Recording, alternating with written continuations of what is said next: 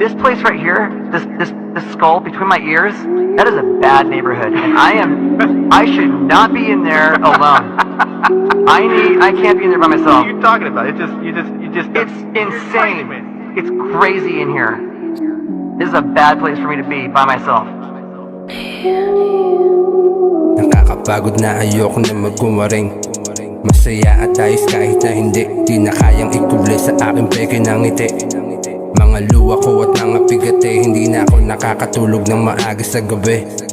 Lalo na paglungkot aking katabi, nagmansya na ang mga luwa sa aking unan na puti. Nang dahil sa aking patago na pag-ikbi, hirap na ako, mukhang di na ako lalaya. Dito sa aking kalungkutang malahawla, pati na aking sarili tila ba nawawala na. Para bang kaluluwang pag-alagala, gusto lang sira ulo na sa pag-iyak pagtawa. Ang daming boses na bumubulong sa tenga, pakiramdam ko'y ang dami-dami kong mga kasama.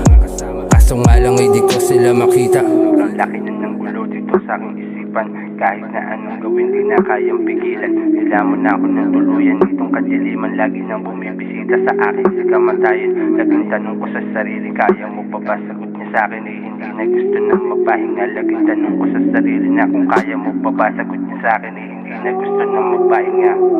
Ano bang dapat kong gawin upang ako'y makawala sa mundong napakadilim?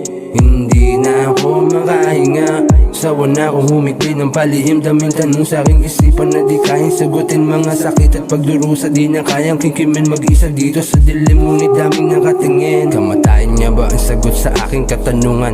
Para maging komportable na aking isipang makalayo sa pagkakagapos nitong kalungkutan. Kung yun lang tanging paraan, handa na akong subukan. Ayoko na lumabang, gusto ko na tusukuan. Ayoko nang makita ang sarili kong nahihirapan. Dun din naman ang punta natin lahat sa kamatayan. Baka sakalin dun kung madama ang kalayaan. Sobrang hirap na hindi na kaya ng sarili ko. Pagod na sa pagtatago ng kung anong totoo. Sawa na akong magtago dito sa peking ngiti na to. Ayoko na ng ganito, sobrang hirap at ang gulo. Ni hindi ko man lang maranasan paano maging masaya. Dami kong kasama pero para mag-isa.